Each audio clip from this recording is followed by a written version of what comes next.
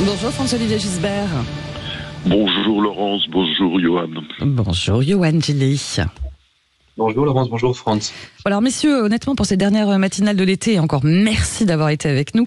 J'imaginais commencer avec vous ce nouveau nom à Matignon, mais bon voilà, non, toujours pas, peut-être ce soir ou demain.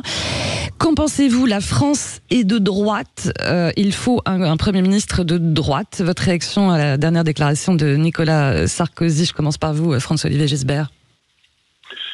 Oui, j'ai lu l'interview de Nicolas Sarkozy, c'est juste, c'est-à-dire sur le constat, la France est de droite, c'est-à-dire on le voit dans les sondages, on le voit dans les résultats du premier tour, puisque dans les résultats du premier tour, le Nouveau Front Populaire n'a obtenu que 27,99% des suffrages, donc il ne représente même pas un tiers de l'électorat du Nouveau Front Populaire. Donc, si vous voulez, le sujet, c'est que nous avons un scrutin uninominal à 2 tours qui a donné pas de majorité, parce que c'est ça en fait, c'est trois blocs à peu près d'égale puissance, c'est-à-dire le groupe qui est le dernier, qui est le moins important, mais qui est quand même très puissant, du Rassemblement National, les centristes macronistes, et puis enfin NFP. Donc le problème, si vous voulez, c'est que si on veut faire une coalition, la logique, c'est d'avoir une personnalité soit de droite qui plaise à la gauche, soit de gauche qui plaise à la droite. Il n'y a pas d'autre solution. Et c'est vrai que là, pendant un an, il va quand même, il faut qu'il y ait un gouvernement. Il y a quand même des mesures à prendre. On a notamment, il y a le désastre budgétaire là qui est en train d'apparaître, et puis le budget aussi qu'il faut boucler. Enfin, ce pays doit continuer à vivre. Et donc, il est clair qu'il faut essayer de. Oui, il a raison là-dessus, Attal. Il faut essayer de faire une coalition. Le problème, c'est pas de savoir est-ce que c'est la droite ou la gauche qui doit gouverner.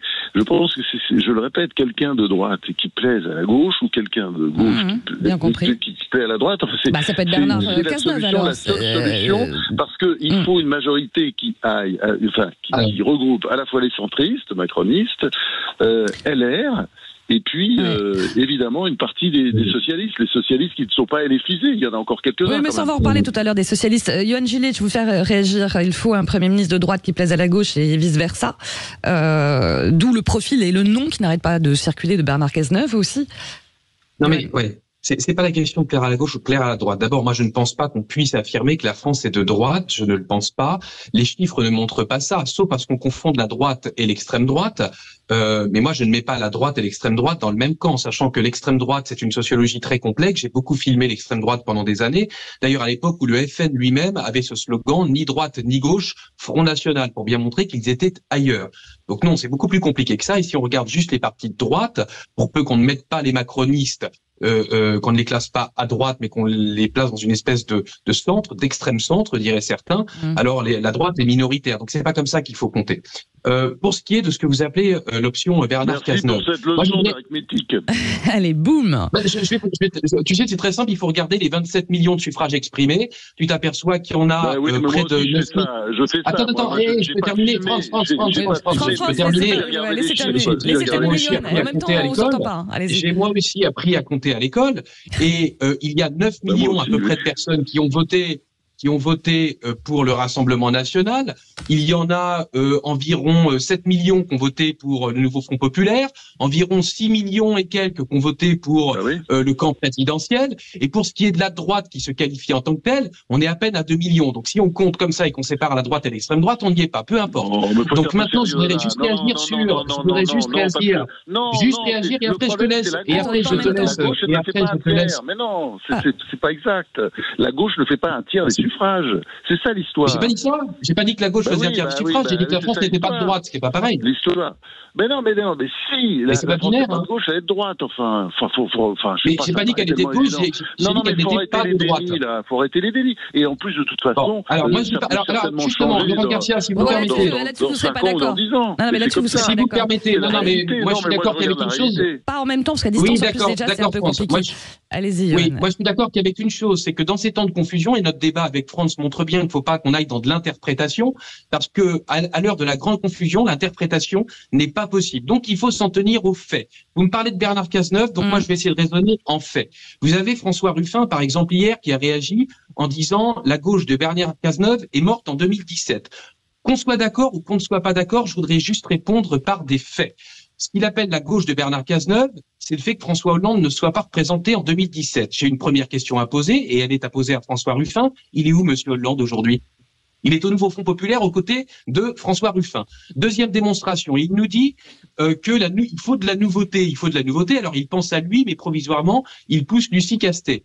Moi, je veux bien que Lucie Castet soit de la nouveauté, mais enfin, si je réponds, Laurence Garcia, à vos questions, comme Lucie Castet répond aux questions des journalistes, vous n'allez pas avoir beaucoup de réponses. La troisième des choses, et je ne suis pas d'accord, et j'en termine par là. J'ai pas compris ce que vous vouliez dire là, Yoann.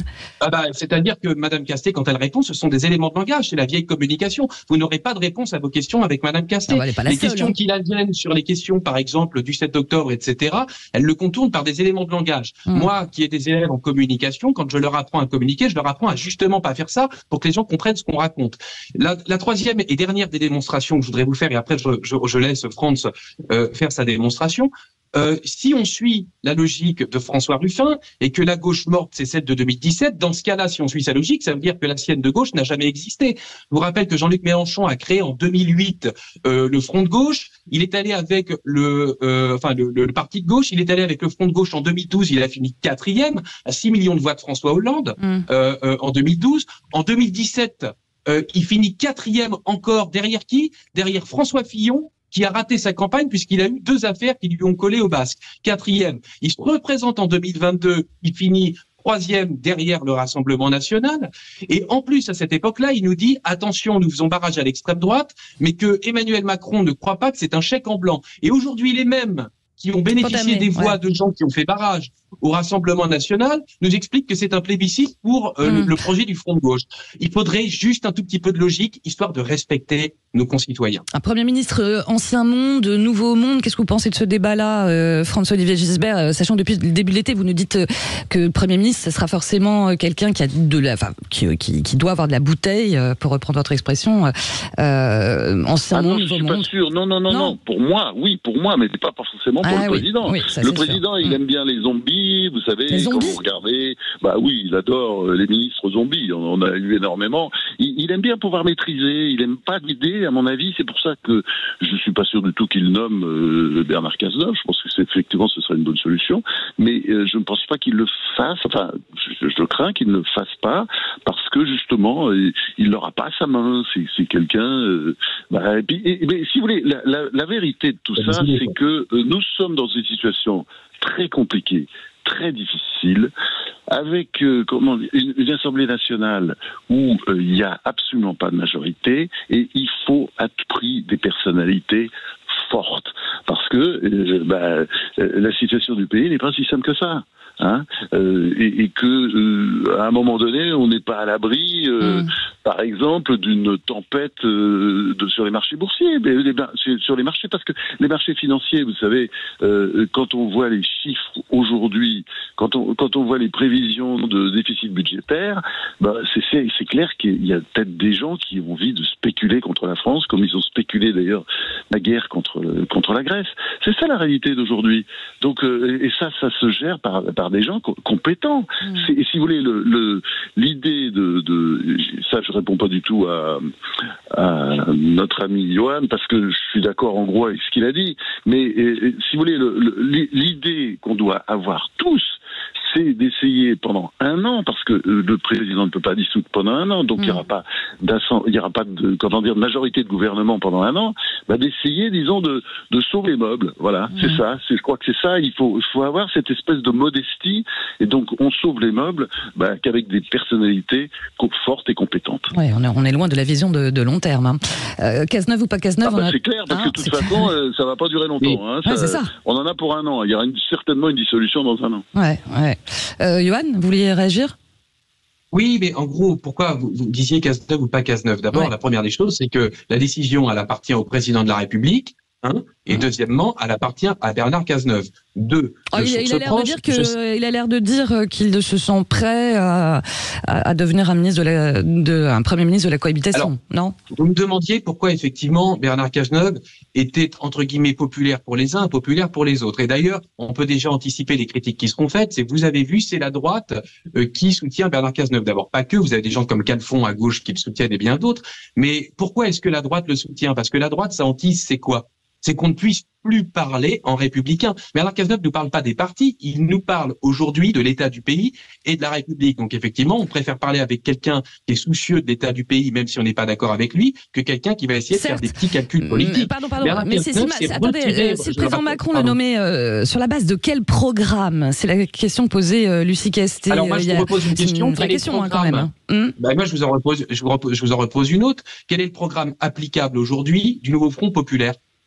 Est-ce que vous pensez réellement et sincèrement qu'il est applicable en l'état, puisque les promesses qu'ils font doivent en fait passer par une décision à l'Assemblée nationale, et l'Assemblée nationale ne va pas leur donner la majorité sur des tas de projets. Vous pouvez agiter tout ce que vous voulez. Si vous n'avez pas le nombre de personnes pour le faire, c'est pas plus applicable. Il suffit pas de se faire une méthode Coué pour que les choses soient applicables. Il faut regarder la réalité des chiffres. Quand on est paumé, il faut regarder la réalité des chiffres.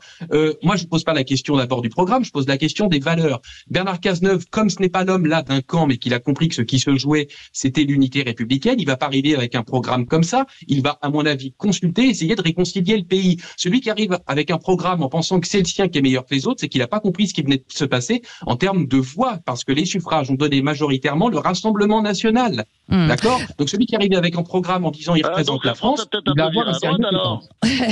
Ah oui, la France a dit la France a peut-être viré à droite. J'ai pas compris, pardon. François-Olivier Gisbert, allez-y. Ah non, mais il est sourd, là. C'est normal, mais il est sourd depuis le début, parce qu'il est dans le déni de réalité. J'ai dit simplement... Mais j'entends que les faits, moi, c'est pour ça, j'entends pas l'idéologie. En disant, tiens, mais ça veut dire la France a peut-être viré à droite, alors. C'est tout, c'est une petite plaisanterie en passant. Je ne vois pas en quoi, alors j'avais bien entendu, mais je craignais que vous ne puissiez pas faire ce genre de déduction, puisque c'est justement pas le sens de mon propos. J'ai pas dit que la France avait viré à droite, j'ai dit que la République était hétérogène. En ce moment, la France était hétéroclite. Donc c'est pour ça que j'ai pas bien entendu, parce que je pensais pas que vous pouviez déduire juste par sophisme et par élément de langage ce que je n'ai absolument pas dit. Donc en fait, j'avais malheureusement bien entendu. On va arrêter l'esprit de sérieux, là. Ça ressemble beaucoup à... L'esprit de sérieux. On dirait du Lucie Castet, là, ce que je viens d'entendre. Mais non, faut un peu... On va arrêter avec Lucie Castet. Faut un peu se calmer. Réconcilier le pays. Non, mais réconcilier le pays, vient de dire Yoann Gelé pour terminer. Ça sera ça aussi, la mission, une des missions du ou de la première ministre. Hein? Réconcilier le pays. Réconcilier le pays, si vous voulez, le problème que pour réconcilier le pays, il faut des majorités fortes. Ouais. Et là, pour l'instant, on n'est pas du tout là-dedans. Donc, moi, je dirais plutôt sauver les meubles, réparer, essayer d'arranger, bricoler. Enfin, c'est un peu ce qui se passe dans tous les pays démocratiques où il faut fonctionner avec une coalition. C'est tout à fait nouveau pour la France. On n'a pas l'habitude. Les Italiens, les Allemands, enfin, nombreuses démocraties également en Europe du Nord l'ont fait, le font, et le font même aujourd'hui, et ça marche pas toujours très bien, et enfin ça marche un peu. Donc si vous voulez, le sujet c'est pas ça du tout. C'est pas du tout de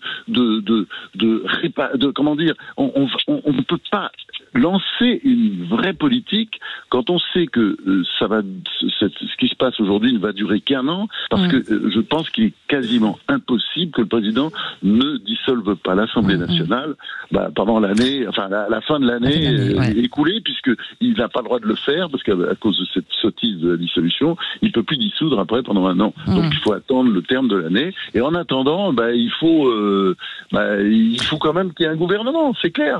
On peut pas, quand on est dans la situation économique dans laquelle nous sommes, on ne peut pas se passer d'un gouvernement, c'est absolument évident. En tout cas, je vous laisse le soin de résumer ça, puisqu'apparemment on n'a pas échappé là à l'élément de langage de Lucie Castet, comme il dit. Je vous laisse le soin de résumer ça, j'ai pas bien compris l'idée qu'il fallait en ressortir, mais il faut un gouvernement, oui, ça s'appelle la 5e République, oui, d'accord. En tout cas, dites donc, vous étiez en forme ce matin pour cette dernière. Pour la dernière. Ah là, on vous a bien réconcilié tous les deux, ou pas. En tout cas, non, mais grand merci François-Olivier Gisbert, et grand merci Yoann Gelé d'avoir été avec nous tout cet été. À très bientôt, merci.